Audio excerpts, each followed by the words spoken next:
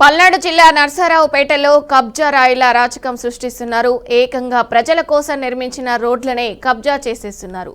MLA హెచ్చరికలను సైతం బేఖాతారు చేస్తున్నారు అక్రమార్కులు. వినుకొండ రోడ్డులో ఉన్న ఏసియన్ హాస్పిటల్ నిర్వాహకుల అక్రమ పర్వం ఇందుకు సజీవ సాక్ష్యంగా కనిపిస్తుంది. ఇక లోకల్ వైసీపీ నేతల అండతో బరితెగిస్తున్నారనే ఆరోపణలు వినిపిస్తున్నాయి.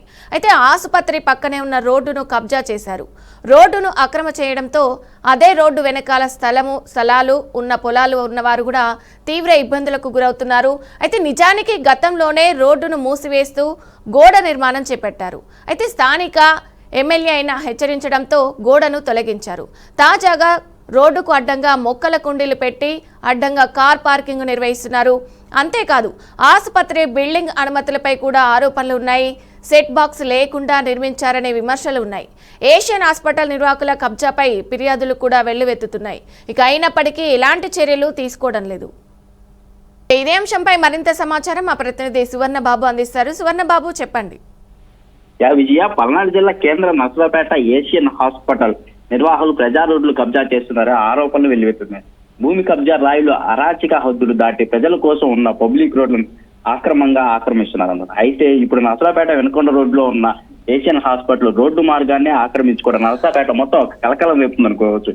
గత ప్రభుత్వంలో ఉన్న స్థానిక వైసీపీ నేతలు అయితే వాళ్ళ అండదండలో భూములు, రోడ్లు విచ్చలవిడిగా ఆక్రమించారు.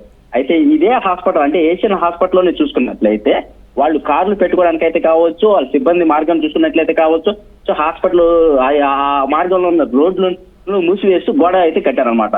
అయితే ఇప్పుడు కూటమి ప్రభుత్వం వచ్చిన తర్వాత ఆ ఏషియన్ హాస్పిటల్లో మాకు రోడ్డు మార్గం లేకుండా చేశారా అని చెప్పేసానని స్థానిక ఎమ్మెల్యేకి ఫిర్యాదు చేయడంతో తక్షణమే ఎమ్మెల్యే స్పందించి హాస్పిటల్ యాజమాన్యం వారికి చెప్పడం అంటే అక్కడ హాస్పిటల్ అంటే ఏషియన్ హాస్పిటల్ యాజమాన్యం వారు ఆ గోడను తొలగించారు. కానీ ఇప్పుడు రోడ్డుకు అడ్డంగా మొక్కలు, కుండీలు, అడ్డంగా కారు పార్కింగ్ ఏర్పాటు చేస్తున్నారు.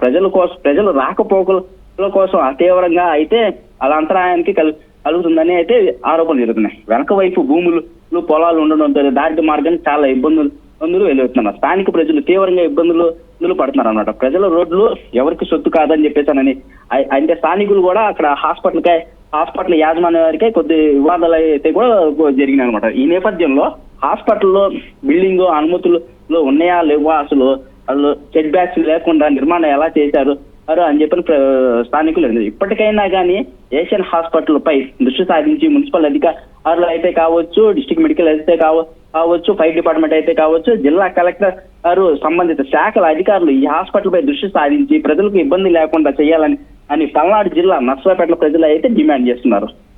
ఇలాంటి సంఘటన మొదటిలోనే లేదంటే ఇదే విధంగా గవర్నమెంట్ అధికారులు నిర్లక్ష్యం వహిస్తూ గత ప్రభుత్వానికి వీళ్ళు గవర్నమెంట్ అధికారులు సహకరిస్తూ విధులు నిర్వహిస్తుంటే కూటమి ప్రభుత్వానికి చెడ్డ పేరు వచ్చే అవకాశం ఉందనుకోవచ్చు. Vijaya, right. Thank you Suvarnababu.